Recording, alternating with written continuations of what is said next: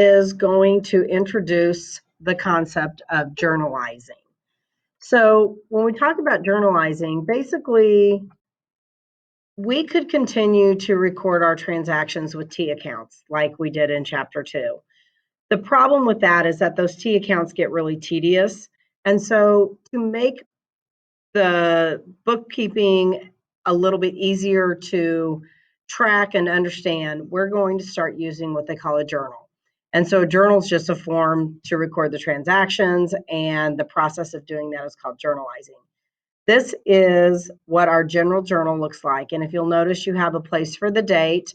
The bigger column here is for the month. The littler one is for the day. The account titles go here.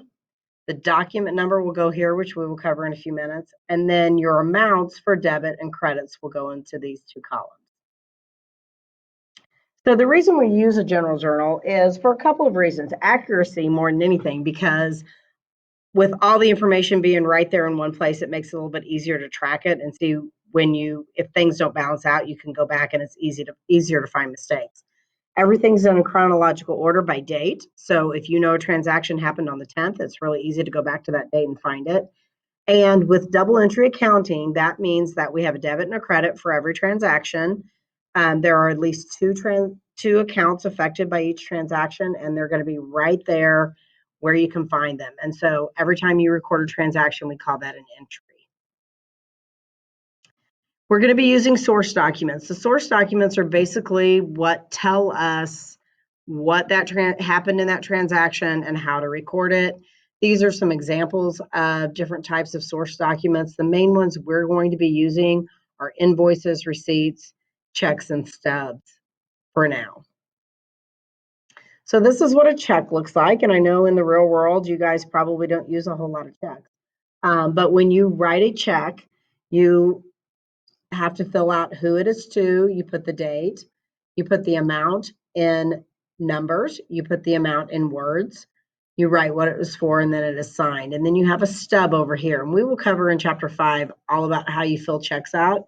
But just know that moving forward, if you receive money, that's a receipt. But if you are paying money, so if the transaction says paid cash, it's going to be a check.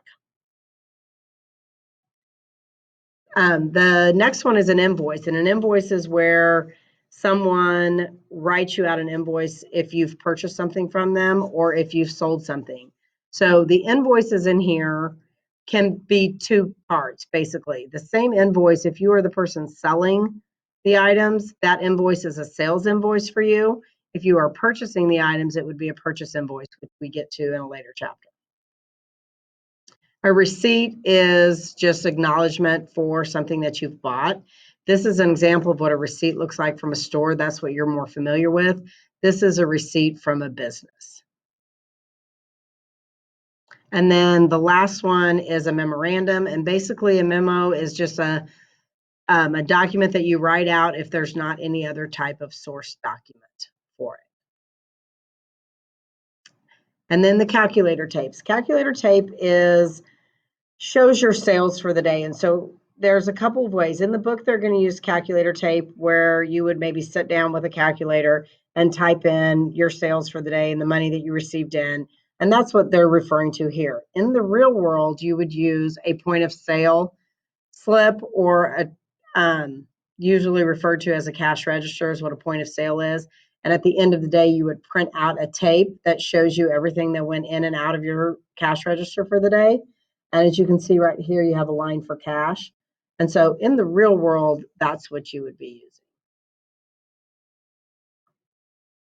So a journal entry is what they call the book of original entry. Basically, that just means that it's a permanent part of your accounting system. It becomes a permanent record in your business.